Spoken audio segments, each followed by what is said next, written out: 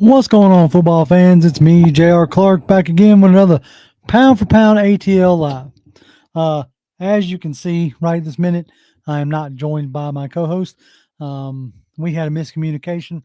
He's feeling a little under the weather, and so we were debating if we were going to do a show today, with it being New Year's Eve and all that other jazz. We were going back and forth, and I think there was a miscommunication. So he's going to try to jump on. Jonathan should be here in just a minute. Until then, um, me and you will chat, or me and the chat and chat will chat, um, which is fine. And if you can't make it, no big deal. No big deal. Dre says, "Hello, everybody. Is everybody doing and feeling on this chilly, nice, pretty New Year's Tuesday night? Doing pretty good, honestly. Like, and like Fred says, before I get negative, as he's been claiming that I've been doing it. Maybe I have. Who knows? Um, we played well. Raheem should have called the timeout, and Penix is the guy. Pence Pitts got himself re-signed. We'll talk about that because he played well. He did play much better this past week. Um, Obviously, we we the Atlanta Falcons blew their chance. Really, I hate to say it like that. Not just on Sunday. Um, the worst case scenario for the season fully played out, which sucks. But I was actually encouraged on Sunday.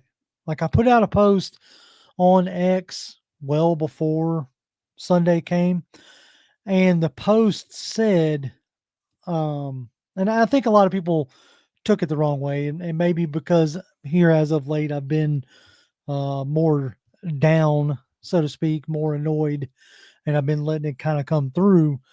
Um, but what my post was is I was more concerned, and I have been the past couple weeks more concerned about QB development versus going to the playoffs for the sake of the playoffs. Now, had they still been trotting Kirk Cousins out there, then that's a different ball game, right? But Raheem was hoping that they were going to recatch that magic. What I don't like is revisionist history, and we'll get into that in a second.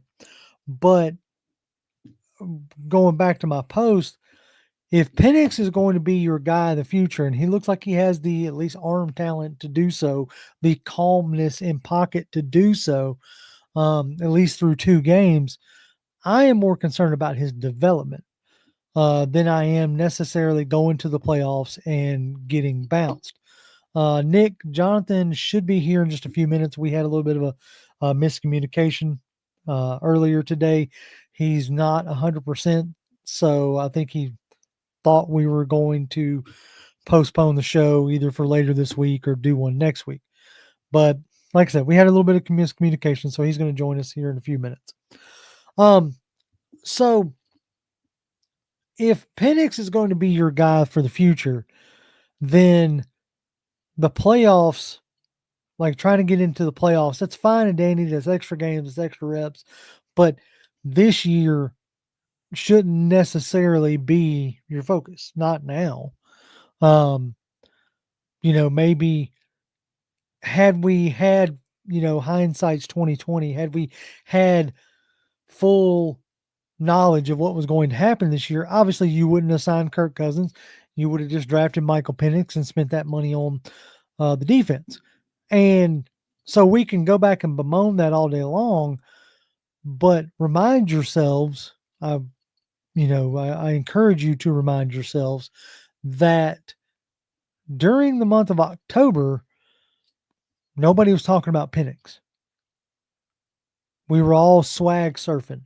We were all talking about Kirko chains and all this jazz because he was playing well. He, for whatever reason, fell off a cliff. And now there's pseudo reports coming out that there's people in the building, of the Falcons that don't think Kirk Cousins could ever play again in the NFL. Like, we've seen that kind of thing happen where unexplained, players just they fall off that cliff, whether it's Phillip Rivers when he went to the Colts, Matt Ryan when he went to the Colts, Joe Flacco, and what's going on with the Colts. But you see what I'm saying is, like, it's not out of the question, but there was nothing that was going on in October that led you to believe that that's what was going to happen. And then it did. The arm strength looked zapped. Whether it was just exhaustion from not playing the previous year and then, trying to get back into a full schedule, so to speak. Maybe that was the problem and he just ran out of gas. I'm not sure. Right. But needless to say, it happened. Kirk ran out of gas. Now we can argue, we can have debates on whether they held on for too long, and maybe they did. But you're paying a guy. This isn't college. Like, this isn't Nick Saban with Jalen Hurts and Tua Tagovailoa, right? Or whatever other example you want to use in college. You have actual assets tied up in quarterbacks. You have owners looking down going, hey, I just signed off on 40-something million dollars fully guaranteed in this guy right here. Why is he sitting on the bench? This is a part of business that unfortunately bleeds over into the game of football. So maybe that's the reason why they held on too long. But after that Raiders game where you couldn't score more than 15 points, and that should have been a get-right game because they couldn't do nothing. Your defense had been playing well and was absolutely shutting them out. That was more than enough for the coaching staff, and they finally had to pull the plug. So when they pulled that plug, to me, the true expectations of going to the playoffs kind of went out the window. And the reason why I say that is because you're talking about a rookie quarterback, starting 3 games. What is that really going to accomplish? What's that really going, like what can you really expect there? Now, we haven't talked, pound for pound, it has not been on the air, and we haven't talked since Michael Penix took over, and he's done well in these 2 games. He's done really well. Oh, so you get to be negative. Is that what it is, Fred? So you think Raheem should be fired after, why? Because he admitted he made him come on, guys. Realistically, they're not going to fire him, and they shouldn't fire him just for craps and giggles. And I'm trying to give Willie Doc a minute to see if he's going to pop up in here before we do ballers and fallers. But anyway, I want to show you something just because I was thinking about it. If y'all remember, we'll talk about our revisionist, history at the time. You can add yourself whenever. I'm not in any kind of whatever. Anyway, at one point in time, Andy Reid was the quintessential poster boy for bad clock management. And I think even for a while, Belichick was, also the poster boy of bad clock management. But I want to show y'all this just for craps and giggles. We'll share my screen here. This one. So, what's up, Jonathan? How's it going? Oh, pretty good, pretty good. So, I just want y'all, I had this pulled up for craps and giggles. All I typed in was Andy Reid time management. Didn't type in the words bad time management, good time, none of that stuff. I just typed in time management because I was wondering maybe if I was remembering wrong, right? Because I remember Andy Reid used to get killed for. So, first thing pops up, has Andy Reid's clock management skills improved? Andy Reid's head scratching time management. Andy Reid's history of mismanaging the clock. And this is as early as 2019. So let's see. We're going to keep going. 2020. Does Andy Reid really not understand how to manage a clock? So, So what it ends up being is people will say in a situation like what happened with us this past Sunday is the end of that game. Raheem has a thought in his head, okay, of what he talked about it. I think Monday's press conference. I didn't hear what he said Sunday after the game. Maybe it was kind of one of those situations of, well, we need to look at it some more before I can give you a real good answer on that. Yada yada yada. But then Monday, his answer was, and he's come out and said, like, look, I full on take the criticism. I understand it. It's a fair criticism, and I totally get it. Mm-hmm. But he had a thought in his head on, at the end of that fourth quarter that he, and whether you want to believe it or not is up to you. Mm-hmm. Okay, but the answer he gave was, "This is, I didn't want to give the Commanders a chance to really dial up some crazy blitz, right, or some crazy coverage that would have a better chance." No matter how talented or how good or anything we believe Michael Penix to be, and I believe him to be the guy going forward. Okay, no matter how talented you believe him to be, this is a rookie quarterback, second start of his entire career in the NFL, like on the road in a on high the road pressure situation. So So he wants him to get up there and get as vanilla a look as he can get, because that's more conducive to a chunk play that they're wanting to try to get. Now, did it work out the way that he wanted or the way he thought it was going to work or anything like that? No. And because of that, we're now all sitting here saying, what the hell were you thinking? Oh, if the kicker gets a little bit more rear end behind that ball and gets it through those uprights and we win that game with no time left on the clock, everybody's like, oh, this guy, it's crazy, it's awesome, and nobody cares. It's kind of the topic that I was leaning into is, the idea of revisionist history. Yeah. What I would encourage anybody to do is to try to look at any situation, whether it's football, whether it's your life, whether it's work, whether it's whatever, and try to look at from the other person's point of view. And in this scenario, it's Raheem Morris.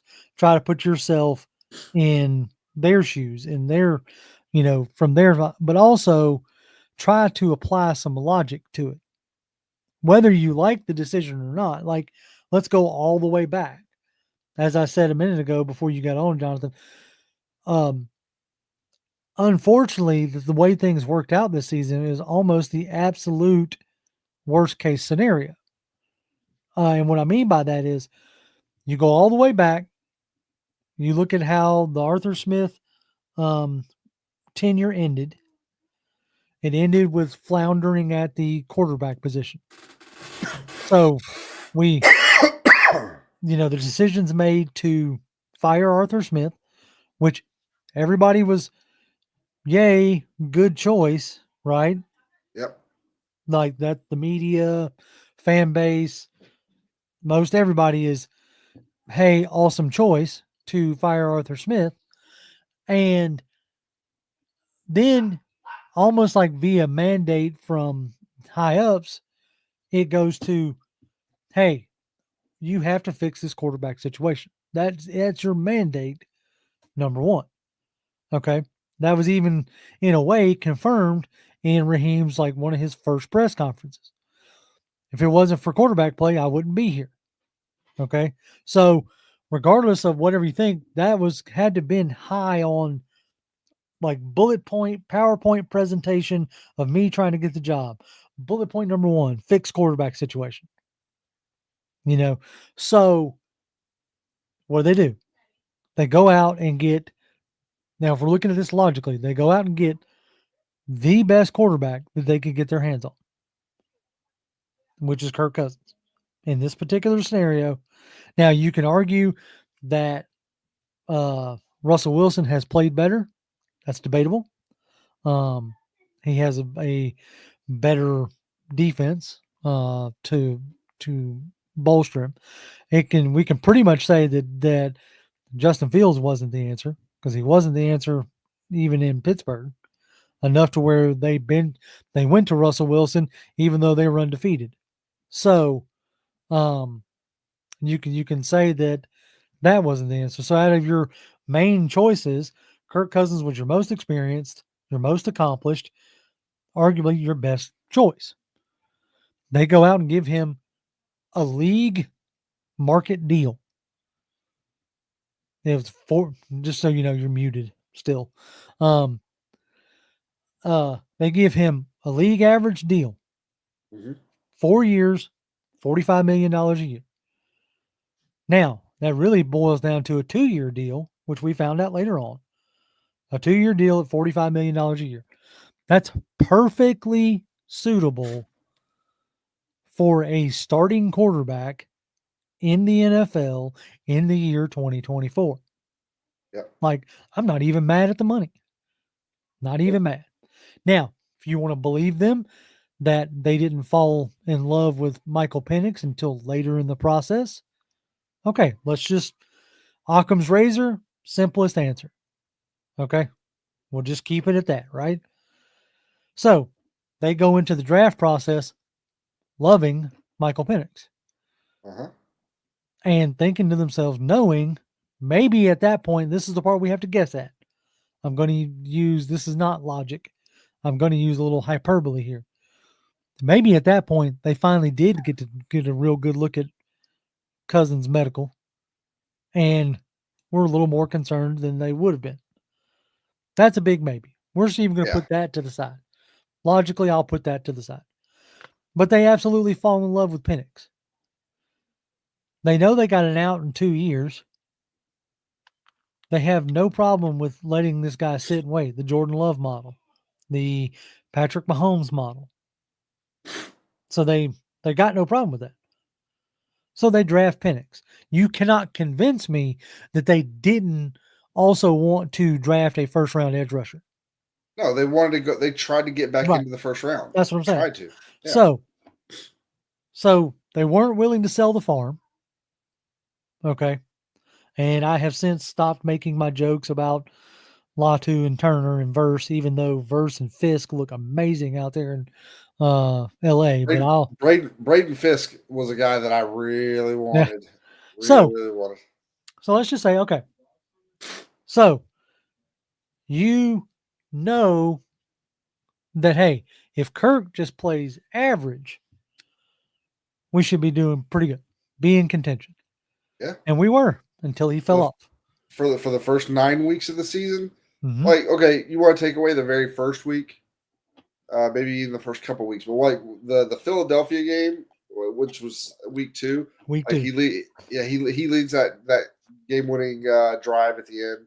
Yep. Where he really comes alive was once October hit. So what was that, week 3, week 4? Yeah, week 3, week 4. And he really comes alive there. And then from there, like for the next month and a half, it was gravy.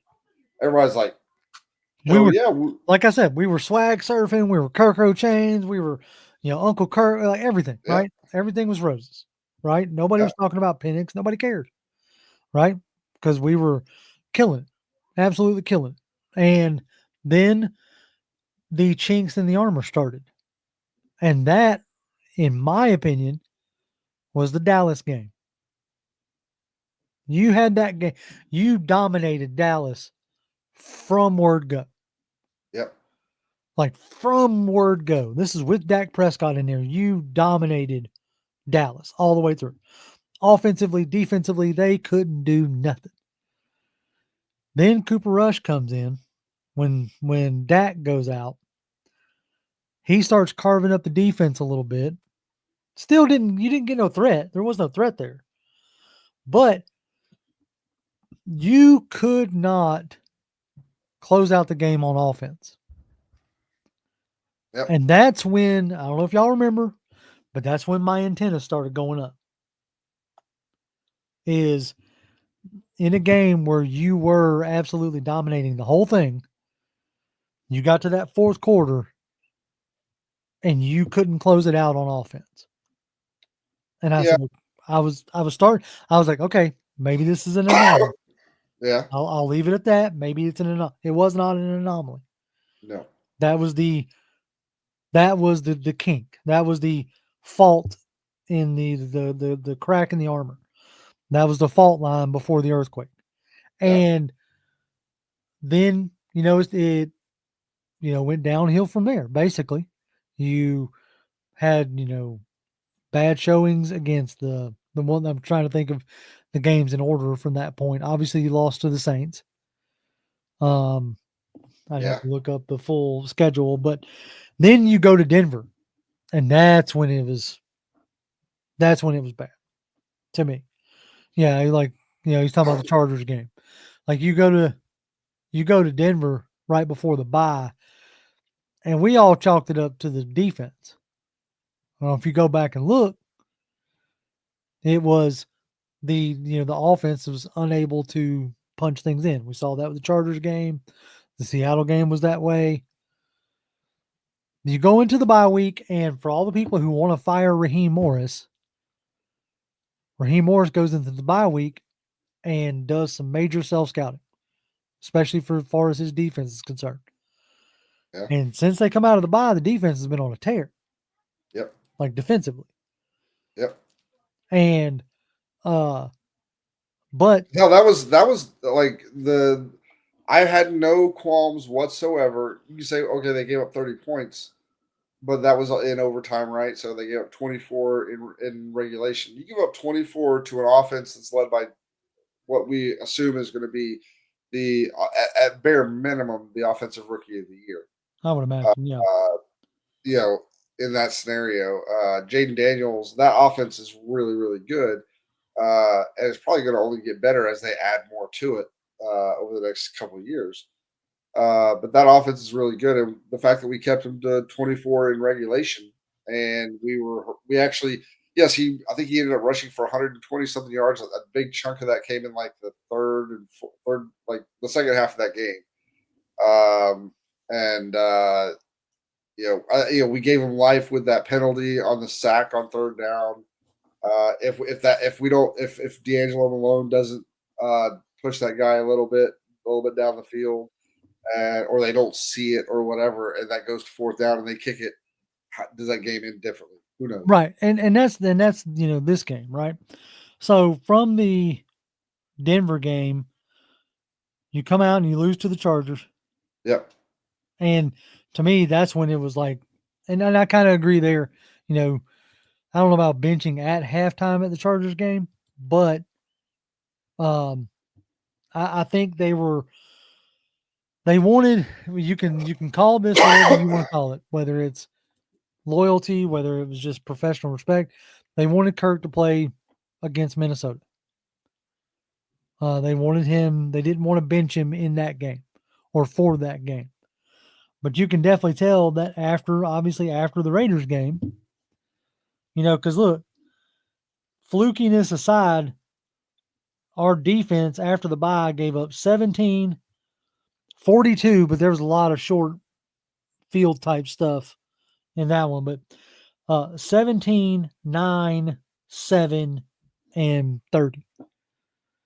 You can say, oh, those are good some bad teams. The last time I checked, the New York Giants just put up 40 40 something.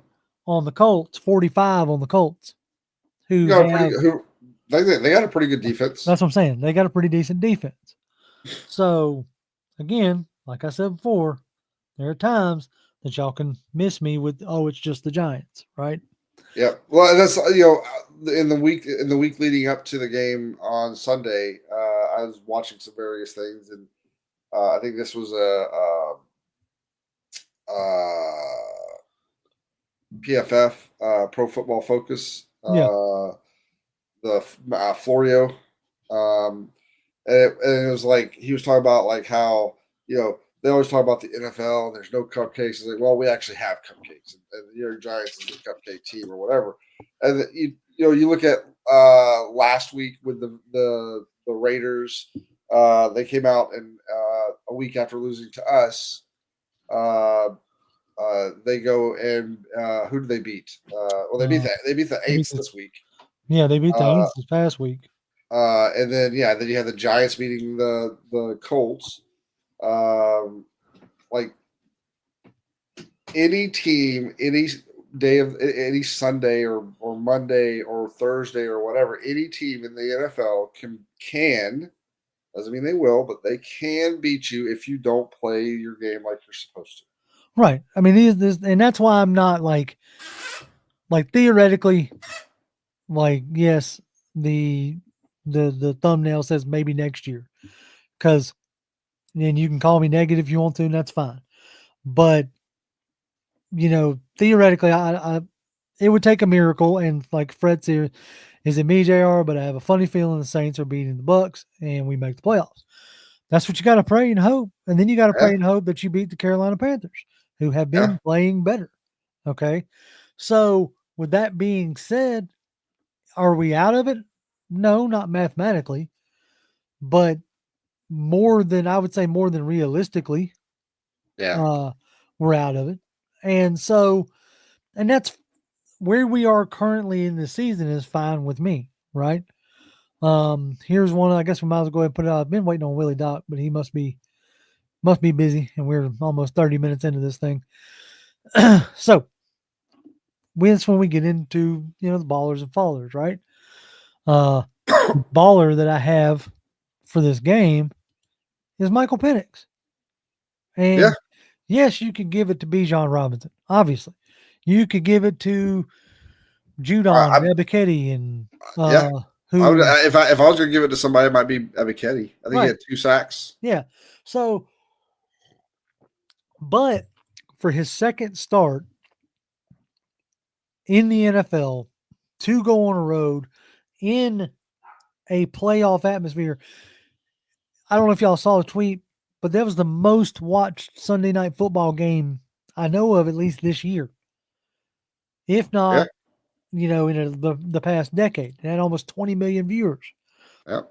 Right? Like, yeah, Tony Wright. Drake definitely could be considered a baller. Even Pitts could be considered a baller for this game. He definitely played much better this game than he did the previous game. Yeah. But to me, it was Penix because as rookie second start on the road, you're asked to throw the ball 35 times. Now you completed 19 of those, which isn't half. Well, a little more than half, right? Yeah. Yes, more than half. Sorry. Sometimes my brain doesn't. My brain is not very good at math. It's probably it's somewhere between 57 and 60%, I think. Which isn't great. He finally had his first pick. I say finally, the second game. And it was it might have been, miscommunication on the receiver. Yeah. I think it was shortly after that Chris Blair got benched. I believe. So well, it's not. He's pretty close to the bench most of the time anyway. So right, he just landed himself there. That's all. Yeah. But for all the people who are wondering, oh, why is Cordell Hodge playing over Ray McLeod? It's probably because they felt like Michael Penix has spent more time throwing to Cordell Hodge than he has Ray McLeod. And really, at the, if you're talking about, realistic comparison, probably much closer than you think with Ray McLeod, who was up to this point a career special teamer, and Cordell Hodge, who's been a career special teamer. Yeah. So, but I think what you saw, especially in that fourth quarter, when he did get the ball back in his hands, because of that drive, you barely had it in the third quarter at all. When he did get the ball in his hands, he showed you something. Yeah. He showed you the arm talent. Well, especially like the thing that showed me what he could be, and it's pretty obvious. It's the game tying touchdown, right? So you get down there, plenty of time. you're down. I think you're like inside the 5. And the first snap after that is the messed up snap to Bijan. Dalvin's trying to get a reach block to his left. It goes a little high. If that's to if Penix is back there, he probably handles it because he's taller. But and he's a QB. He's used to getting he's a QB and everything. So, but anyway, so the thing goes over his head, and you're back now at the 26-yard line, 2nd and goal from the 26, and you're like, oh my god, and to overcome that in that moment, in that stadium, on the road, in a playoff atmosphere, and just throw an absolute dot to Pitts. To not only have the confidence in your arm, obviously, the confidence that you can make the throw, not just that you can get it that distance or whatever, but you can be accurate enough to get there, and then the confidence in the guy, right? So you have to have the confidence that if you put it there, the guy's going to get it for you. And he put it on the money to Pitts. Pitts secures it. And, hopefully they were able to secure the football and he didn't throw it into the stands like we've seen a couple other times with some other guys. I know he threw it way up in the air, but hopefully that landed back in the field of play and they were able to get it for Penix. But that play, that sequence of plays there from the mishap, you could also look back to, like you said, he throws that pick early in the game and you're thinking, oh man, rookie quarterback on the road, high intensity. And even if it's not his fault, right? And which I'm going to side on. It probably wasn't his fault. Okay. But let's say, even if it was, okay. That kind of a start for a rookie quarterback can, and nobody's going to think nobody's going to say like, well, as a rookie quarterback, if that snowballed on him a little bit, nobody's going to necessarily look at that and be like, he ain't got it, or whatever, in just his second start. But he was able to fight back from that and just handle his business. Kept us, he got us up by 10 when, he kind of wasn't able to do anything in the third quarter. But like you said, when he got that ball and he had to make plays were made. I'll put you like this. I think if certain things had worked out a little differently and you'd never signed Cousins, we're going to do some little revisionist history here, and you'd never signed Cousins and Michael Penix had been playing all year, would we have more wins? Couldn't say. I'm not even going to project that aspect of it because things are weird. But I would say that we would be talking about him right along in the same path that people are talking about Bo Nix. And maybe not so much Jaden Daniels, but the conversation of, man, Drake May and Caleb Williams may not have been the right two. It's not, which even with that being said, that's still too early to tell that. Those, especially with Drake May, because the Patriots team is just bad all the way around. Yeah. Now, Caleb Williams, you can, if you want to put that fully on the coaching staff, there's some aspects about Caleb Williams that I'm glad that he's nowhere near the Falcons. Because he's just got a lot of drama just surrounds him. And I'm just not a big fan of people like that.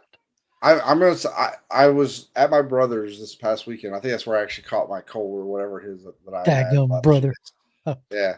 But I was at my brother's this past weekend and I was talking to him and I told him, coming out of this draft class, my top two guys. And then after that, Drake May was close. But my top two guys were Jaden Daniels and Michael Penix. Those are my two top guys coming out of this draft. And the reason I think Caleb Williams could go on, is he going to have a good career? Possibly, probably, who knows? He's got the talent all over the place. The reason I would not have drafted, this is my own personal reason. why I would not have drafted him, and that is I saw a game where they were supposed to win, they didn't win, and when they lost that game, he literally ran to the stands to find his mom and Oh, cry to his mom. you talking about Caleb Williams? Yeah. Yes. What I got lost on with Caleb Williams for me was, hold on 1 second. Talk for a second.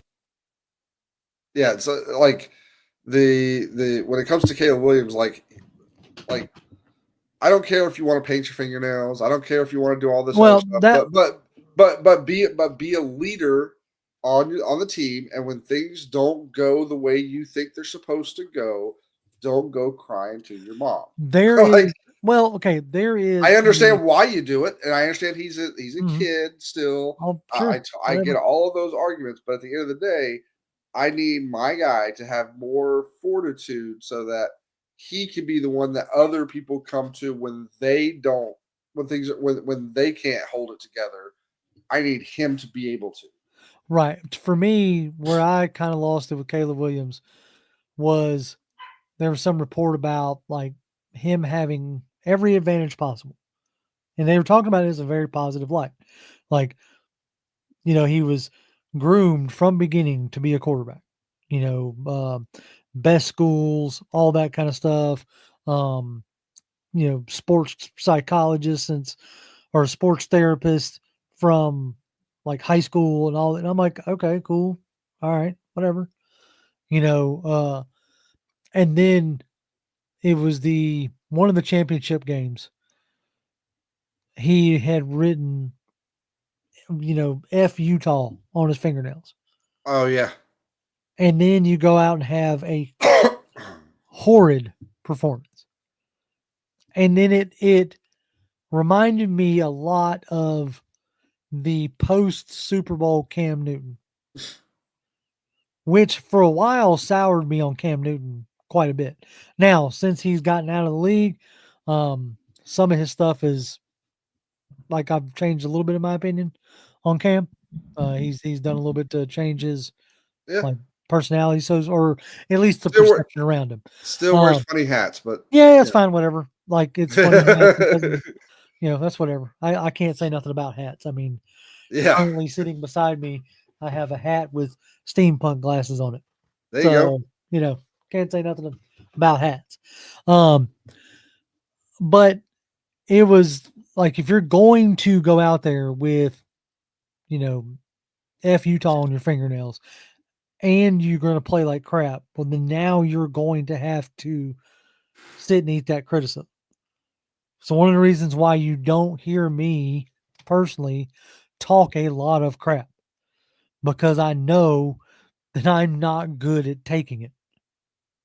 I don't take crap very well. So if you're not going to take crap very well, don't dish it out.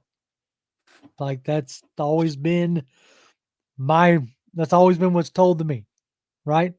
Yeah. If you can't take it, don't dish it. Yep. Well, it's obvious Caleb Williams can't take it. Yeah. So he needs to do everything he can, in my opinion, not to put that target on his back. But that's not who we're talking about. We're talking about Penix, right? But even through that whole process, I thought Penix was the best pure thrower. Like stand back, accurate. I'm going to throw this ball and hit my guy. So, but my only real problem with Penix, or at least my concern, was a lot of the games I watched, he only threw it towards the sidelines. Like he didn't work the middle of the field. In the NFL, the successful quarterbacks are the ones who can work the middle of the field. Mm-hmm. The ones who can kill you across the middle. That's where you get the spacing and all this other stuff. There's a level of comfort throwing towards the sideline that I'm either going to put it where my guy can get it or it's going out of bounds. We were watching the Alabama game today at lunch, and Jalen Milroe threw towards the sideline and didn't throw it far enough to either be his guy or out of bounds, and it got picked. And it brought that's why those sideline throws can be more comfortable, is because you can throw it far enough to where it's either your guy or it's out. you really reduce the risk there, and Penix Yeah. has got the arm to put it out there. Yeah. And so that was my biggest concern. But the New York Giants game, he worked the middle of the field quite well. Yeah, He he didn't did. work it as well against Well, Washington. you also have a way better linebackers, Well, like not just coverage that. linebackers. The type of defense is that cover 3 where they cloud the middle of the field. Yeah. That's what they want to take away. So, it's understandable that he didn't work it as well. So, anyway, all that being said, I think we have a real good chance, or the best chance so far, the best chance since Matt Ryan to have our guy. Yeah. All this being said, the last 15, 20 minutes that we've been talking, all comes back down to, I actually think so far, this is the best chance that we've had since trading away Matt Ryan to have found our guy. Yes. Next year will really tell us Yes. a full season. Because I'll tell you this, even after his rookie season this year, CJ Stroud isn't looking as awesome. Like, now you got to see how he's going to come back, right? In his Yeah. third season. So, with that being said, it's going to be a few years before we really know. But since Matt Ryan, this is the best I have felt, watching a QB play. So the thing that the thing I like about what I've seen from Penix so far is he can be a little risk taking from time to time, but it's not too often. He's definitely shown a knack of taking care of the football. He reminds me a lot of Matt Ryan from when he was a rookie. Like when Matt Ryan was a rookie, he wasn't throwing for 300 yards and 3 touchdowns every game and all this other stuff. That didn't happen until way later in his career because they relied much more on the running game. The they basically pounded teams into submission, and so yeah, he would probably on average he probably averaged something like 200, 180 to 220 somewhere in that neighborhood. and if he can give us that for the most part, I'm fine with that. I would much rather it be that than have him come out first game, throw for 500 yards, 6 touchdowns, no interceptions, this, that, and the other. And then if he doesn't live up to that the rest of the season, it's like, well, he had a really good first game, and then he kind of plateaued and this, No, that, and the other. I was thinking about it on Sunday, because I was like, man, is he going to go a whole nother, sorry, Kenneth's comment Yeah. got me off guard. Wow, Ritter never. Yes, he did. He got almost a he full. went in as he played the last 4 games, and then got he was the handed the starter job. the next year. Yeah. So whatever. Yeah. Okay. Anyway, I'm sorry, that caught me off guard. Yeah, he's trolling right now. Is all it is. Yeah. Yeah. Oh, okay. Okay. Cool. That's fine. Don't feed trolls. Got it. So, wow, I lost my train of thought there. Oh yeah, I was like, after the Giants game, I was like, okay, he didn't throw a touchdown, but then I thought to myself, I'm like, with Bijan on this roster, like there's probably going to be plenty of games where he may not throw a touchdown, because if you throw it to London and London gets tackled at the 5 or the 10, same thing with Pitts or whoever, right? Yeah. And then you set up at the 15, hell, the 20 in, like you have Bijan Robinson. You would almost be a fool not to. Yeah. Kind of same I deal mean, when you have Michael Turner. You got Robinson and Algier. You got Right. both those guys. So Exactly. if you are inside the 5 and you don't at least the first 2 tries in that series of plays to get into the end zone isn't either an Algier Algier twice, Robinson twice, or some combination of those 2 twice, and even maybe a third and or fourth time, depending on how close you get. Like if you don't do that, then people are going to be like, well, why didn't you run more? Right. Like every And single so time. So with that being said, I wasn't even too upset when the first 2 touchdowns or the last 4 touchdowns were Bijan. I mean, we drafted him in the top 10 too, you know? But the impressive part was when you had to have it, when you had to have it, like dead nuts, back against the wall. We got to get this touchdown to tie, win, whatever. Had to have it. That's when he gets his first touchdown. And it was a straight, and it was on a 4th down. Like you had to have it. You had no other choice. And he was able to deliver and delivered a strike and delivered an NFL caliber looking strike. I don't know how else to say it. I'm not 100% sure. Just out of my, somebody will prove, as soon as I mention this, somebody's going to prove me wrong, and that's fine. Prove me wrong. I don't even care. I don't remember Desmond Ritter throwing a touchdown that looked like that optically, where he just ripped it in there in a must-have situation. So now ran one in a must-have situation, sure. But Ritter was never. He can talk about it and say he was, but the on-field play showed differently. Ritter was never the had the confidence of a Michael Penix to be able to stick that throw. right, and that was, and so with that being said, that gave me confidence. That gave me encouragement. Now, move on to our faller. Yep. And not in the sense of I'm going to lambaste him, but if I'm going to give, a couple weeks back, we got on after, the Raiders game, which turned out to be, it sounded like, there was a reason why, but we talked about Zach Rob, Z-Rob, and said, hey, dude, like, you didn't do your quarterback any favors. This should have been a get-right game, yada, yada, yada. Obviously, they had fully lost confidence in him. And so they weren't trying to lose that game. And so Raheem Morris, I'm not going to kill you. I'm not going to lambaste you. We're not going to call for no, I'm not going to call for you to be fired. Because I'll say this: if you want to talk about this, and this is why you should fire Raheem or what have you, then you need to also talk about the defense turning itself around, and that's been largely credited to Raheem getting involved. Our sack numbers have went up greatly. Our interceptions. How many sacks do we have this past? Was it another 3? I think. Hold on. Let me. I know we had at least 2. Let's see. Getting into sacks. 1, 2, 3. This can't be for this game.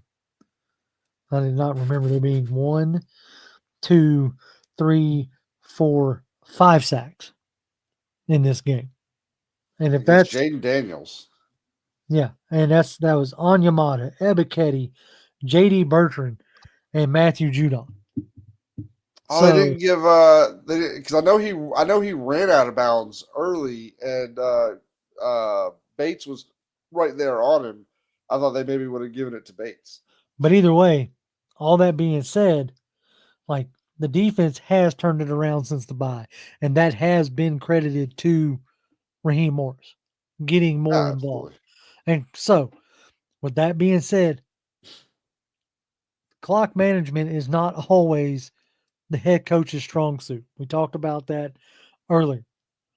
Now I will say this: if you're going to talk about like Z-Rob not running the ball, you were behind and you didn't have the possessions, so you were trying to score.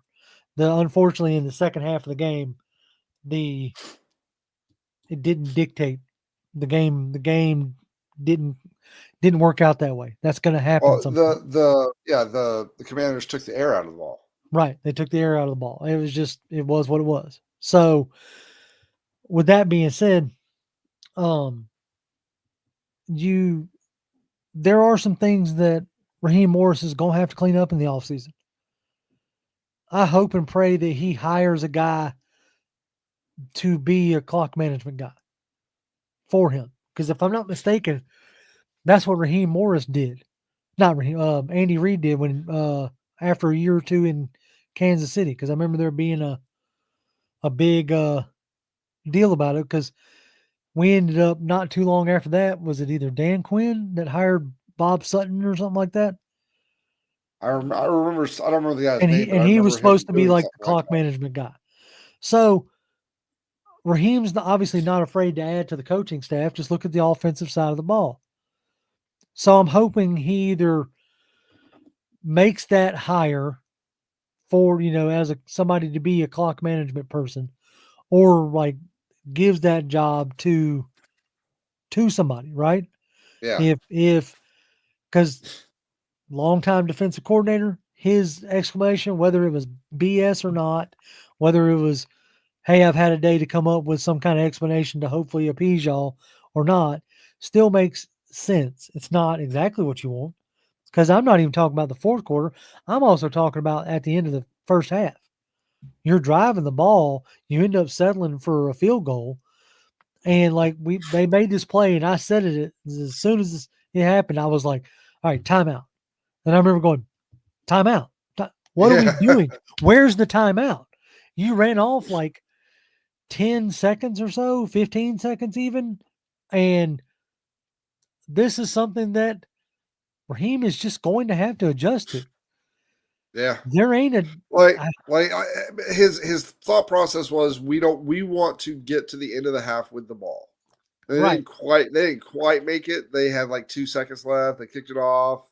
Then they just needed or whatever. So at the end of the day, they kind of got with it, but they didn't end it with the ball. But what he was trying to do was basically either they score a touchdown or they kick a field goal with no time remaining, and that was going to be what it needed to be. That was what he wanted to do. Now, that was what he was trying to accomplish with his strategy there. Didn't right. It worked out somewhat, but it gave you less chances at the end zone. I would have Where much rather clocked it, taken a couple shots, and then kicked the field goal. And yes, and I get it. That was his thought process. That was his whatever. For those who are keeping score, Penn State just scored its first touchdown, so they're about to be nice. up Oh, 7-0. by the way, I was right. Hmm. If you go to NFL.com and look up the stats for the game, Jesse Bates did get a sack, and Okay. Ebiketie did not get a second sack. It was Bates, and Oh yeah, then it does have Bates here. Yep. Yeah, Bates, So Bertrand, 3, 4. Judon, Ebiketie, and Onyemata gave us So that was five 5 sacks. sacks. Jesus. So since the bye, 21 sacks. right? Since the bye week. So he's a good coach. He's gonna make mistakes. They all do. They all do. You just don't think about the ones that are made from the guys who are winning. Well, even the mistakes that are the Andy Reid probably every single game makes a mistake somewhere in a game, whether that's they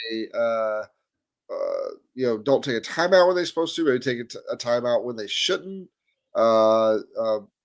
Maybe he because he's kind of the offensive guy, he calls the wrong play, there's always mistakes that are made in the course of a game because there's so much crap going on at any given time, especially as a head coach. Right. So and again, it wasn't like he made the mistake of, oh man, I forgot I had timeouts. Right. If it was just like I could call a timeout if that's what he came up with as a response to why you did. Oh yeah, I could call a timeout. I had a timeout there. That would have been that would have been bad. But again, if you want to believe him or not, he had a thought process. Or he had a plan in his head. Yep. That plan didn't work out. Now the hope there, and if we can go by some of like we talk about self-scouting during the bye, and maybe some of that, most of that stuff happens at the end of the year. But you go back and look, and hopefully you could do the same self-scouting there and be like, okay, here was what I wanted to do. Was that really the right thing to do in that situation, or would it have been better for me to go a different route? right. But then again, if he hits, if the plays hit, then again you're looking at a genius. Right. I mean, you really get a different coin flip, and we get the ball first and score a touchdown. Yeah. So you can what if all day long. If frogs had wings, they wouldn't bump their butt when they jumped. That was my dad's favorite saying, right? All right, so let's clean up some of this chat stuff that I have been saving. Amazement asks a somewhat like betting question, which I'm not great at. He says, if you had a survivor pool pick in week 18, so I'm assuming a survivor pool So basically, it's that starts at usually the beginning of the season, right? usually a survivor pool is you can do it like I've seen different kinds. It can either be you got to pick a certain amount of game, but usually you pick one game. Right. Like this is I'm going to pick one game this week. I'm going to say this team is going to beat that team. If they Right. do, I survive to the next round, and then obviously other people have their picks, and if they lose, then they lose out that round until you get all the way to the end of the season. So So in let's this let's case, we just just went. say if your only choice is the Falcons, I would look for a more guaranteed win myself. But it says, would you take the Falcons to beat Carolina? If so, what would the score be? If that was my best option, yes, I would take the Falcons to beat Carolina. I still feel pretty confident that we're going to beat Carolina. The score right now, I'm going to say 20, 24-14, 24-21, maybe is what I'm feeling. What are you thinking? I mean, I would definitely take the Falcons to beat Carolina. I think our defense is better. I Right. think if nothing else, our defense is flat better. And like seeing them play the way they played against Jaden Daniels Right. gives me much more confidence in playing against. And while Young is not a super duper mobile quarterback, he's a guy that can kind of skitter He can do around, some stuff, especially yeah. in the back and everything. But seeing how they handled Jaden Daniels for the most part, and how they played defense against that team, gives me more confidence. So I'm gonna say if we don't shoot ourselves in the foot, and so far that's another thing I've liked especially since Penix has been in, is we don't get a lot of we haven't seen a ton of penalties on the Falcons. We haven't seen a ton of holding penalties. We haven't seen a ton, especially like false start penalties. We haven't seen a lot of illegal shift penalties, which I was Mhm. expecting more of as a rookie. Like those illegal, because there's some differences in the way things work in college versus the pros, as far as like what is a legal formation versus not. But I would say Falcons win. I'm going to say 28-14. 28-14. Okay. Well, Chris B, he's 28-14. got 31-14. So, all Yeah. right. So there you go. There's your answer to that one. Our good buddy who I hadn't seen in a while, so appreciate you there. But our good buddy Jay in the truck says, "What's What's up, up, fellas? Jay? This is Happy New Year's to y'all. Happy Let's New Year. finish this year strong and beat the Panthers." That's right. Absolutely. At this point, that's what I want to do. I want to carry whatever momentum we can into next year, and let's do it, right? Yep. Millie Mills says, P for P, the script is real and BS happens every year. The Aints will beat the Bucs and we will beat the panties. We're going to the playoffs, fellas. I mean, look, Millie, I hope your prognostication comes true, sir. like anything can happen any given Sunday. Yep. And there's an aspect that I kind of agree with Fred. Says, I think we're going to make the playoffs, JR, and you'll have to do an extra show. Part of me, because the way my mind works is once I make a decision, right? Yeah. And which I've made my decision. Then I get to like, it's almost like, hey, we're going to go on vacation, right? And the weeks leading up to that vacation can be agonizing because I just want the thing that we have decided to do to be here, right? And I want to start whatever the new chapter is, so to speak. And it's kind of the same deal. Once I made the decision, it's kind of like a football player who decides maybe I should retire. If you have that thought, you should probably retire, right? We've Yeah. always said that. And for me, it's kind of the same deal. Like since I've made that decision, it's been like, oh man, not that I'm counting it down on my fingers, but the last show will be a bittersweet thing. There will be a good chunk of me that hates to see it go, but glad to move on, you know. And so there's also a part of my brain that says, knowing my luck, they will get into the playoffs, and I will have to do an extra show, and that inevitable like outcome would be pushed off yet again. But if that's the case, at least it'll be pushed off for a good reason, you know, and I Yeah. won't be mad by any stretch of the imagination. Um, let's see. Okay. He says awesome. Thanks for answering. I have other options, but Atlanta's who I'm planning to pick this week. Go Penix, go Falcons. There you go. Absolutely. Hope you don't have money riding on. This is why I'm not a good gambler, mind you. I can't just whoo, whoo. Anyway, it just makes my heart hurt thinking about it. Yeah, I know. All right. With this show starting to wind down, we won't be together for draft season, which part of me, kind of is going to miss doing all the Yeah. mocks and having fun and all this jazz. So I figure, why the heck not? Let's do a mock draft. What do you think? What do you think? Right now? Right now, what do y'all think? I know hardly anything about any of these players. King said something about it earlier. Hold on. Let me see if I can find it because I commented back. Oh man, it was way on up here. I remember seeing it. Yeah. Okay. Anyway, I can't remember. King made a comment about who we should pick, and I said, "Don't worry." I said, "We're gonna have some fun." Here it is. I started for you. Oh, you started for me. Cool. You're a good man, Jonathan. I don't care what they say about you. King says, "What draft pieces you guys think we need to take this team to the next level?" Just the first 3 picks.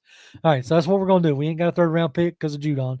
Don't know how that's going to work out, but let's get into this, right? All right. Wish I could get rid of this. Like I'm on an ad blocker website. Like I don't understand. All right. Do we entertain trades? No, not right now. Not right now? All right. No, I mean I don't think so. Okay. So we'll reject it. We'll reject it. All right. So they have us picking 17th, as y'all can see. Again, don't know why that thing is so big, but whatever. Okay. So by their estimations, we need a cornerback, wide receiver, edge, safety, tight end. I mean, I'm looking edge. I'm looking edge, in my opinion. Yeah. Millie Mill says, "Hold the F up." Oh man, sorry, bud. I'm burnt out, my friend. I am like an old football player. I'm thinking about retirement, and if I'm thinking about it, might as well walk away. All right, See all these grays right here? I didn't That's have it. them before I started this show. That's right. All right, so edge at this point, Shamir Stewart from Texas A&M. I think that's the number 11 kid. And then Landon Jackson from Arkansas and Prince something or another from Ole Miss. So who was taken ahead of us? I just want I'm curious. I really wish this whatever the heck this bar was. Let's see if I can get rid of this. Maybe that'll help. So, anyway, all right, let's see. Say Michael Williams from Georgia was taken at 14. Okay. James Pierce from Tennessee was taken at 12. Okay. Nick Skirton from that might be the number 11 kid from Texas A&M was taken at 10. And that's it. Oh, no. Abdullah Carter from Penn State, the number 11 from Penn State, was taken. So we're sitting currently at 17. But now, let's see, D tackle, not so much. Cornerback, again, not so much. Linebacker, Jalen Walker. Ooh. From Georgia. Now let's see on all as far as like what is within our range according to them. I mean, I would is not a wide receiver. Yeah, I would not be completely upset if we took Egbuka. Oh yeah, Ibuka. Because like, don't get me wrong. Like, well, Darnell Mooney and Drake London are a good 1-2 punch, and I don't know if you really need to take a first round wide receiver to be a number 3. And with the money that they gave uh Walker, not Walker, Mooney. Sorry, I was reading that post.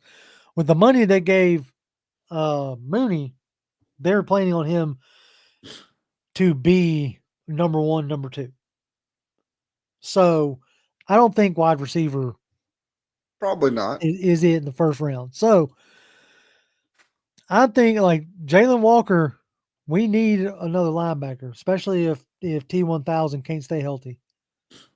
And with the way they finally used like Caden Ellis. Ellis, Walker is that kind of linebacker. He's that off ball, play him in coverage, send him on a blitz. Like he's that kind of backer. Like 245. Yeah. Like you could play him like that. The tandem of Caden Ellis and um, Jalen Walker would be nasty in my opinion. I Like mean, I wouldn't be against that at all. I mean, the way they talk about him here, he's primarily an edge, and so that's what he probably plays as in the NFL. Would be my Like guess.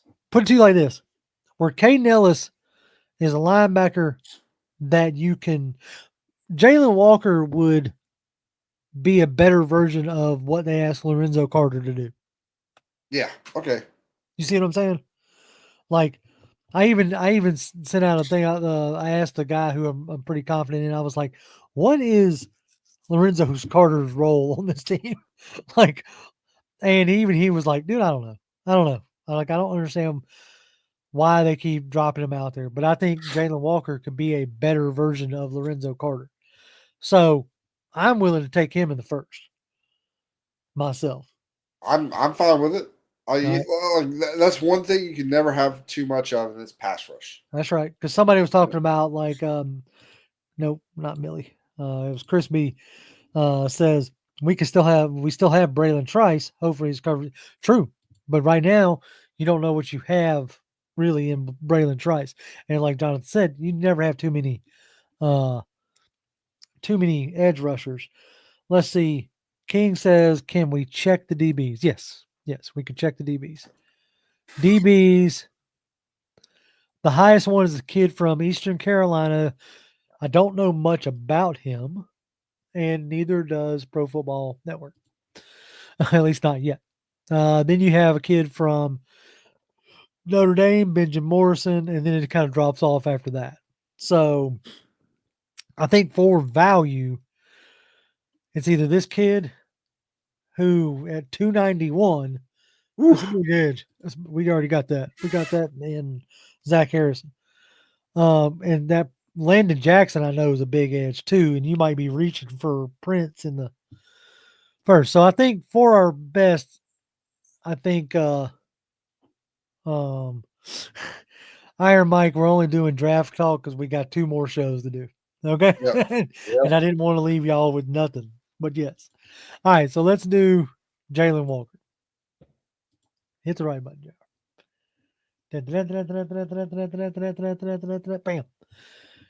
Rejectamundo. Okay. So now Some people saying offensive tackle. I remember that, but well, okay, that depends on so far. ooh. So far, McGarry hasn't looked bad as a blindside blocker in No, 2 games. So we'll see how that goes. Let's say so offense, O tackle, still not great value. Emory Jones from LSU, and then it kind of drops off. You got Ernest Green. go back to DT. DT was probably going to be our best value. I'm thinking DT, yeah, you have Tyleek Tyleek Williams. Williams out of Ohio State. Yeah. That's probably as far as One value and goes. Deion Walker. Yeah, Deion Walker from Kentucky is a good value by their rankings. Let's see what they got as far as all goes. Oh, we can go with Quinn Ewers to get us our backup of the future. If you wanted another edge, JTT from Ohio State, safety, Barron from Texas, Jade Barron. Is that right, Jonathan? Yeah, it looks. That's how I would say it, Jade. Okay.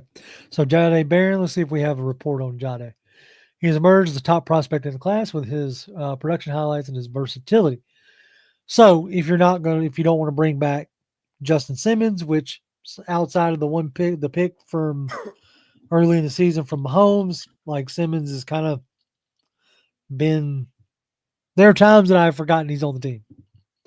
Which is not necessarily a bad thing. That means that either people are not going his way because of whatever reason. So, right. So, and currently holds the second round grade and prospect as a promising nickel corner, which is something we need.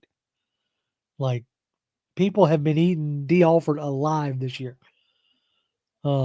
So I think Barron, he might give you an answer at two different spots. So I'm leaning towards Barron. So people are saying Barron plays slot corner, not safety. He's a nickel. So do you think in today's NFL is a nickel worth a second round pick? I think it can be. Yeah. And if the guy comes in and plays like lights out, then yes. Then yeah, absolutely. All right, so let's go ahead and get Barron. So we don't have a third round pick because of the Judon trade. So we're going to take it here anyways. Oh, is it not letting us? Okay. No. Yep. All right. So now let's see what we got. All right. We got another linebacker, but remember, we took Walker. Now, if you consider him an actual linebacker or not, Deontay Lawson from Alabama, Sebastian Castro from Iowa. A safety from Iowa is probably not a fleet-footed accelerator with great explosive capacity. I like that. Is this Ian Cummins? Yep. Sorry. I've been reading enough of his stuff that I like. Like, he likes these.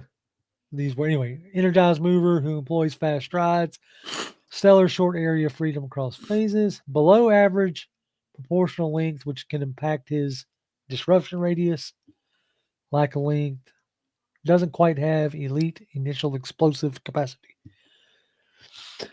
Maybe not him. I don't know. Yeah, I'm pretty sure there's going to be a lot of movement between now and April. Yeah. A lot of movement. Dude, we haven't gotten to any of the all-star games, none of that stuff. Combine, none of that jazz. So this is way too early, but we're just having fun.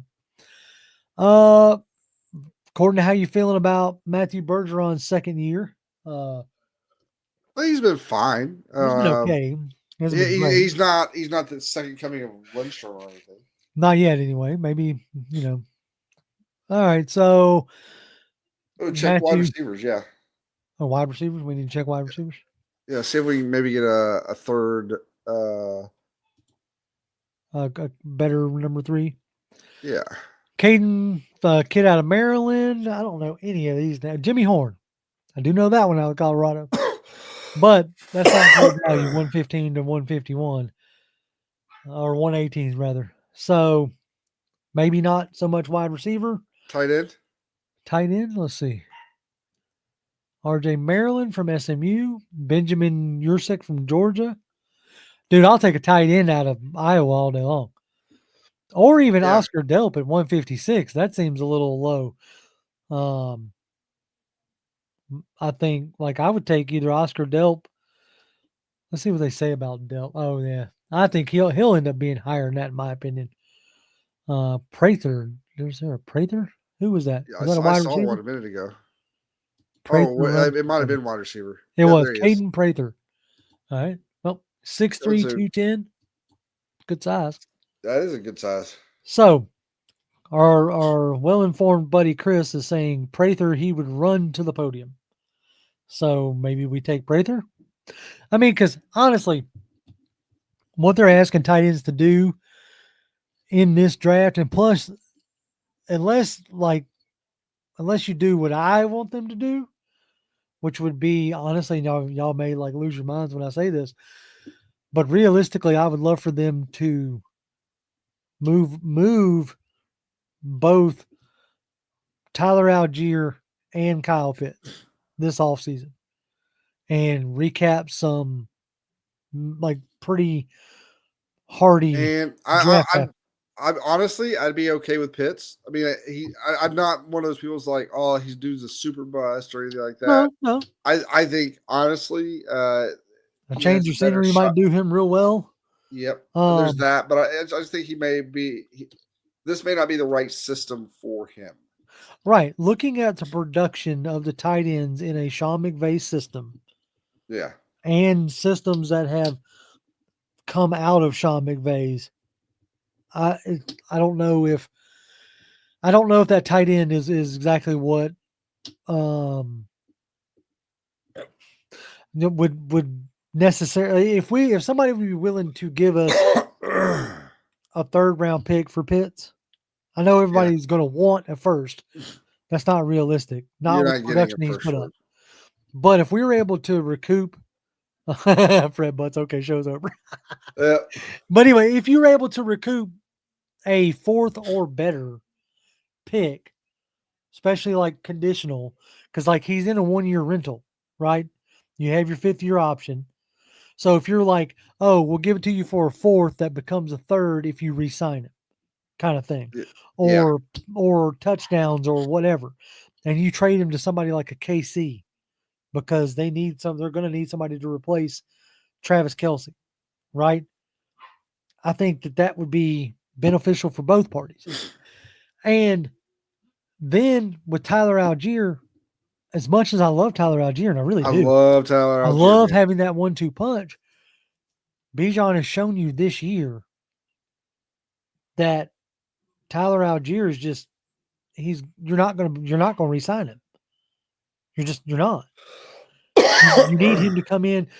You need a back to come in and give you 10, 15 snaps.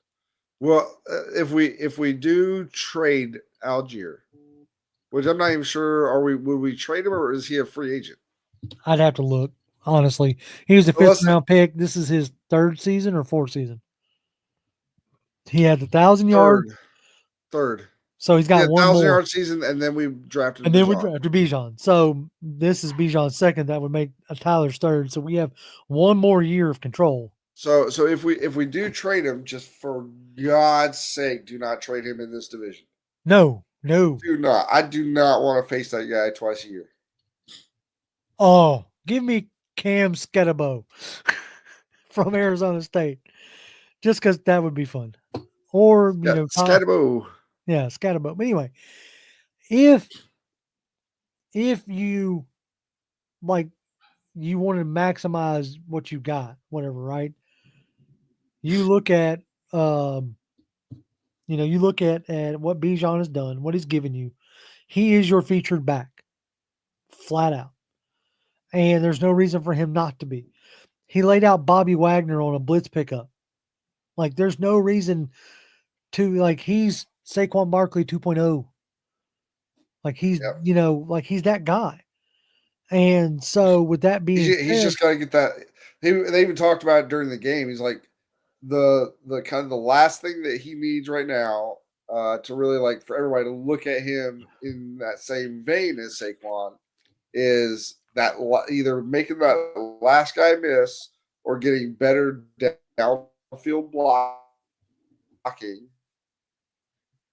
to help him spring a big run. Because that's kind of the one thing that's been missing from his game. Is the big long home run. Right. So with that being said, if you can get something for Tyler Algier, 4th, 5th, well, more than a 5th, but like a fourth or a third or something of that nature before he's, out of like before you go to re-sign him, because you're probably not going to re-sign him. That's just the nature of it. Heck, this past year they drafted Jace McClellan from Alabama. I think that was his name, right? The kid, he's hurt now, Yeah. but they drafted a running back. So with that being said, you trade him, get something for him. So anyway, back to this though.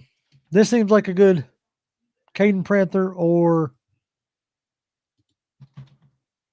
maybe Roberts. Center, not so much. Defense, you have nothing that really jumps out. Dalen Everett, cornerback out of Georgia. That's the number 6 guy. Kobe Bryant from Kansas. I've heard his name come up a lot already. So if you want a cornerback, go all defensive draft. It seems like there'd be some guys in the 4th round that you could grab to put beside. But I'll say this, Mike Hughes hasn't played bad. No. And what they're doing with AJ has really become a good premier corner. So Mike Hughes has played well. I think so far we took the nickel guy, so you can already say we've got a corner there. Yeah. So what do you think? What you need to tell him? I mean, if you're not looking to bring Simmons back, either you're looking at somebody else on the team that maybe to replace him, or you go get a guy like whether it's Saab there or Catalan or Castro. You got Castro, Catalan, or Saab. I don't know enough about it. Hey, Chris, pay attention. I need your help.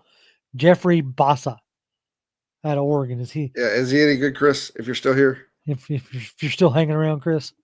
So safety wise, and while we're waiting on Chris, Fred, I went and looked at Pitts's stats this year. If we look at last year, 2023, he had 53, and this was supposed to be a down year. He was recovering from injury. He wasn't his normal self and all this other jazz. We look at last year, he had 53 catches, yeah, you're right. 667 yards for 3 touchdowns. This year was supposed to be his bounce back breakout year. He's got 45 receptions, 587 yards, and 4 touchdowns. So he best get busy in that last game just to match the receptions from last year, and also to at least match or even get a little bit better than last year, which was supposed to be his down, like a down year as a recovery from surgery. So I'm not saying that he's for sure getting moved. I'm not saying that I want him. I'm not sitting here saying like, oh, this dude's been super whatever. I'm not hating on the man. If we end up keeping him, then we end up keeping him. I mean, look, I'm not saying that if they don't trade Pitts, they're doomed. I'm just saying if you had JR the GM in the chair, I would be more than entertaining the idea of trading Kyle Pitts. Yes, I would. I would trade him. I would trade him again. I would trade him. Make sure he gets outside of the division. Right. I don't want that revenge game twice a year. Yeah. No, I'm not trading him to Carolina. I'm not trading. But I'd trade him to, I would trade him to KC. I would try to trade him somewhere that I think would maximize, his talents and his abilities. Because this team is more of a, like, if you were to look at, I'll try to do this before next show. But if you were to look at like just pure snap count between, what's his face, Charlie Warner. Hold on, maybe I can. Personnel grouping. Did I save that website? I don't think I did. Dadgummit. Snap count between Charlie Warner and Kyle Pitts. Like you see with this, with the way they want to do this run game, the pulling tight end versus the pulling guard has been what they've done. They pulled Charlie Warner and inserted him, in that mix. So you can do that with just about any tight end. You don't need a unicorn pass catcher, Yeah. especially if you're not going to utilize them like that. Like my thought process of trading tight end, of trading Kyle Pitts, has nothing to do with like I think Kyle Pitts is a bust. I just don't think we're going to utilize him in a way that would maximize his ability. That's Yeah. just my opinion. So therefore, get what you can get out of him. Get a third round pick that or a fourth round that turns into a third. Get something that you can use and turn it into a player that can be more useful for your team and your scheme. That's Right, my because if we don't trade him, when we go to re-sign him, okay, You're- the numbers we're going to want him to take are probably going to be lower than a lot of other places that are going to think either one, they can fix him, right. or their system is a better fit for his skill set. And so therefore he's worth more to them than Right. he's worth to us, because we know with our scheme and his skill set, we know what fruit that bears. Yeah, 100%. And So it's we're not not going to be so Travis. in that end, we get nothing out of the deal. Right. It's not going to be Travis Kelce money, which he's going to think he needs more than likely, or that's what he's going to try to get. Yeah. So if we keep him for another year and get the most production out of him that we can, maybe all that changes. Maybe Michael Penix is the QB to unlock him. Who knows? I'm just saying, Maybe. if my butt was in the seat, I'd be looking for somebody to give me a draft pick for him and move off of him. I mean, And as I'm not far as taking, like you said, I'm not taking him for like a fifth or sixth. no, I ain't just gonna give him away. No. I'll let him walk and get a compensatory pick for that. I'll get a third, next year, so to speak, or not next year, but the year after, by letting him walk, letting somebody else sign him, and not replacing him. I'll do that in a heartbeat.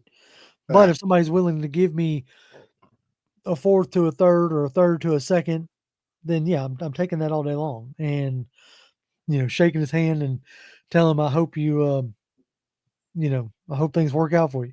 And it's kind of same deal with Tyler. Is they've already shown that they'll draft another running back.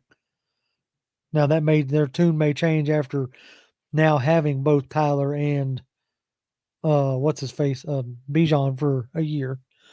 Yeah. But I think at the end of next year, Tyler's walking because he's going to want a starting job. He's had 1,000 yards in this league. He knows what he can do. All right. So anyway, back to this fourth round pick, the last pick in our draft. Who are we taking? We taking this kid from? Are we taking a wide receiver? Are we taking this Caden Purther?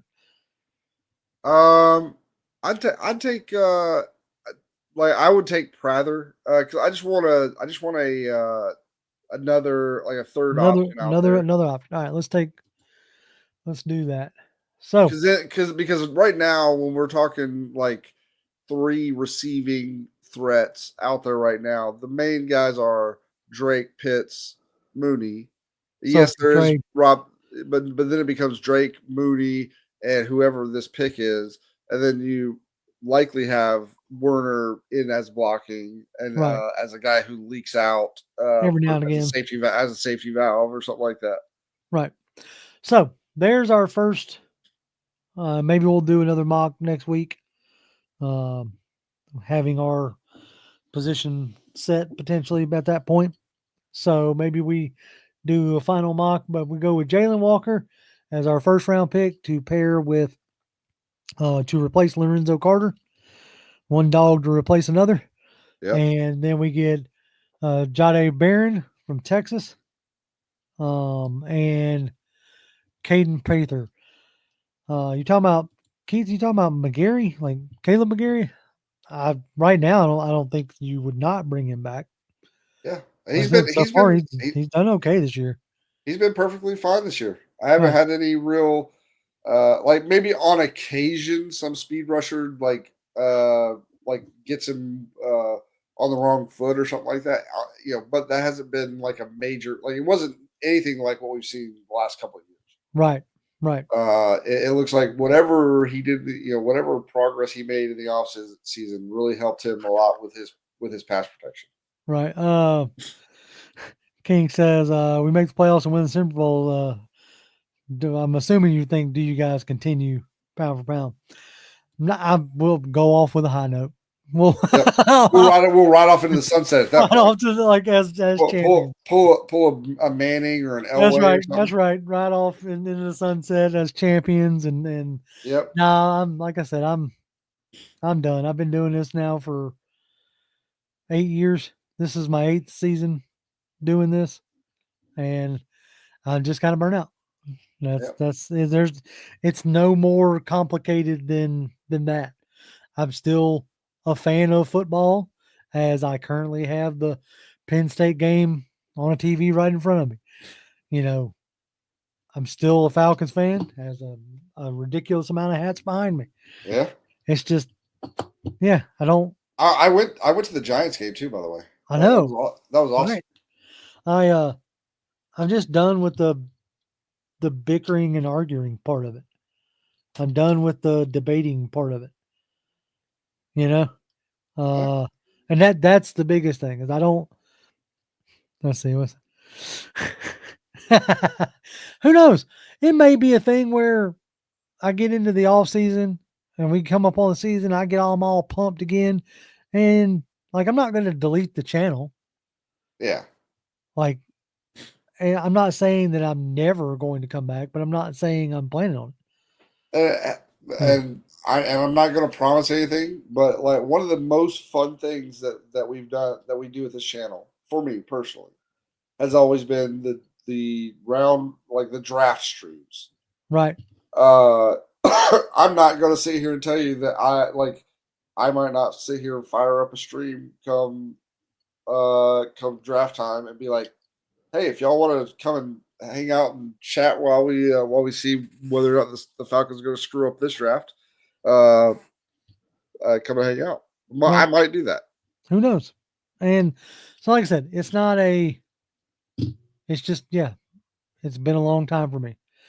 And I realized the other day that this is the first season since the 2017 season that we've won more than 7 games. Yep. So that's a lot of losing to cover. And that's a lot of maybe this year's our year. And it's like Lucy and Charlie Brown. Yeah. At some point you just get tired trying to kick the football. Right. And there's a point in time like Fred calls me out almost every tweet, but there's a point in time where it's hard to be optimistic anymore for me. And one of the things that made me start this whole thing was that nobody covering the team was optimistic. Now, in a sense, and in a weird twist of irony, I can kind of understand why. So I don't want to be that grumpy dude who does nothing but turns on a camera and talks crap about my team. That's like, I don't want to be that guy. But the more I would say that I am. I mean, obviously, just like most fans are. I mean, maybe some fans aren't, depending on whatever.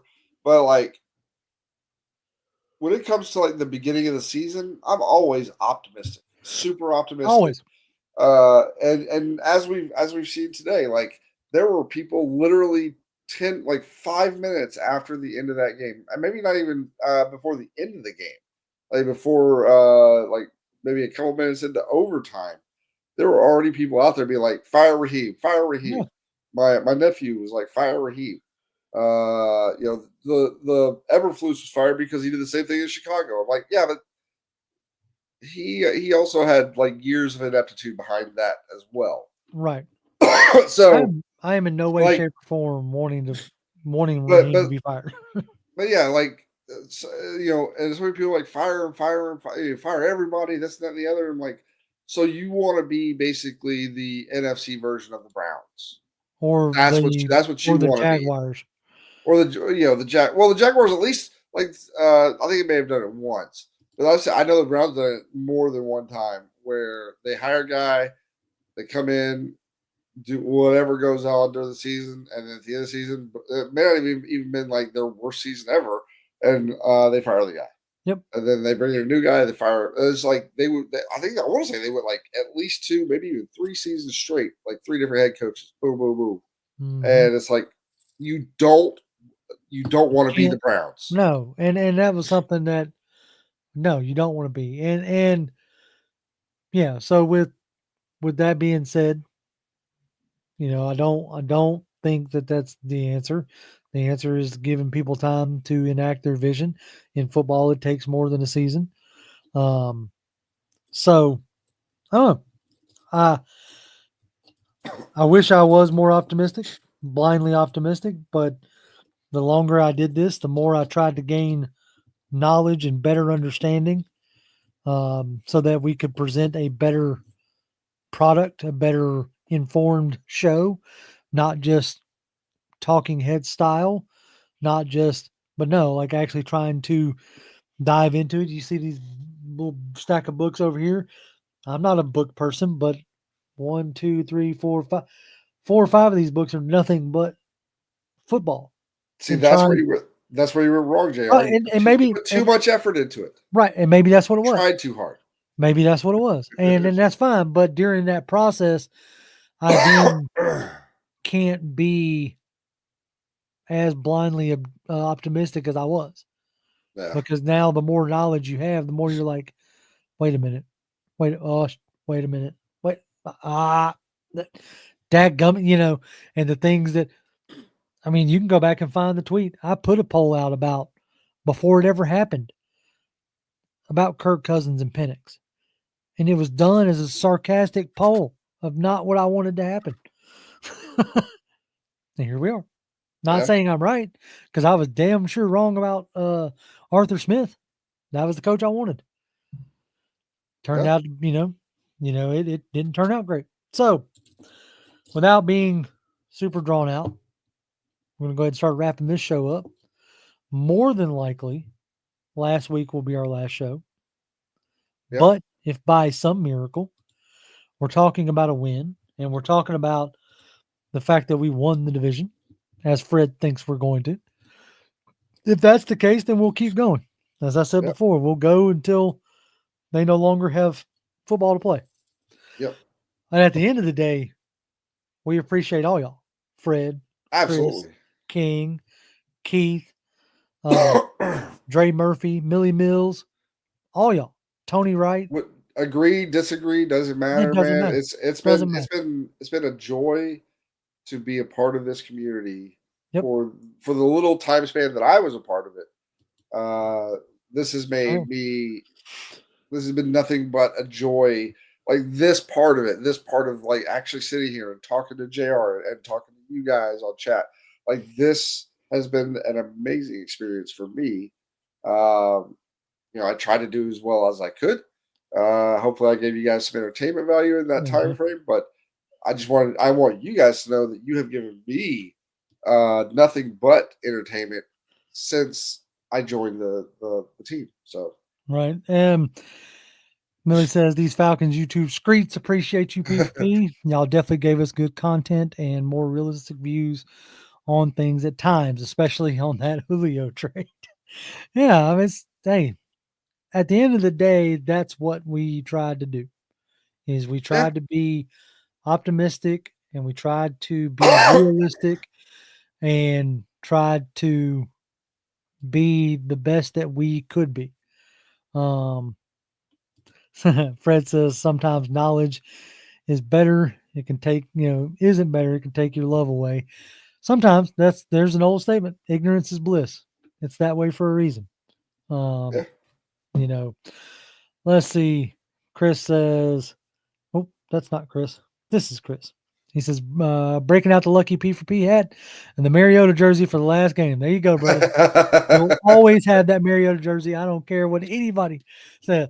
Like, that's got to be, I don't care. That's got to be probably one of the coolest things for you as a Oregon fan and a Falcons fan when two worlds collided, even if it didn't work out. Still, Let's see. Some other appreciative. Dre Murphy says, thank you all so much for all y'all do. Appreciate y'all to the freaking most. Hi, Happy New Year. That's right. Happy New Year to y'all and your families. Next time you see us, it'll be 2025. So I want y'all to be safe tonight. Be awesome. If you're enjoying the company of your loved ones, make sure you kiss them at midnight. Don't get too wasted. Yeah, don't get too sloshed. There's a reason why in biblical text it reminds you to be of sober mind, because when you are not, you will make some bad decisions. I don't want y'all waking up tomorrow going, oh man, I shouldn't have done that. That's not what I want to happen. No. I want y'all to wake up tomorrow and go, dude, that was an amazing night. So cut yourself off when you know you need to. I'm stepping off my soapbox. Xavier says, you fellas will be missed. Rise up, stay blessed. Thank you. That's right, Fred. We don't always agree. We don't have to agree. Nope. That never asked y'all to agree with me. If we all agreed on everything, then this wouldn't be nearly as fun. That's right. All right. I'm gonna let Jonathan off the hook. We went a little bit longer on purpose. Probably will go a little bit longer next week as well. I'll try to get a little bit more heavy involved. I'm gonna try to get Joe Patrick on next week to finish this thing out in a way. But love every one of y'all. So Joe, if you're listening to this, you need to be here next week. That's right. He said he'll try. And I may try to get some other folks lined up, but I don't want it to be a full on parade. But we'll see what happens. And anyway, love you guys. Y'all stay safe. Y'all be amazing, and we'll see y'all next year. As always, Falcons fans, rise up. Rise up.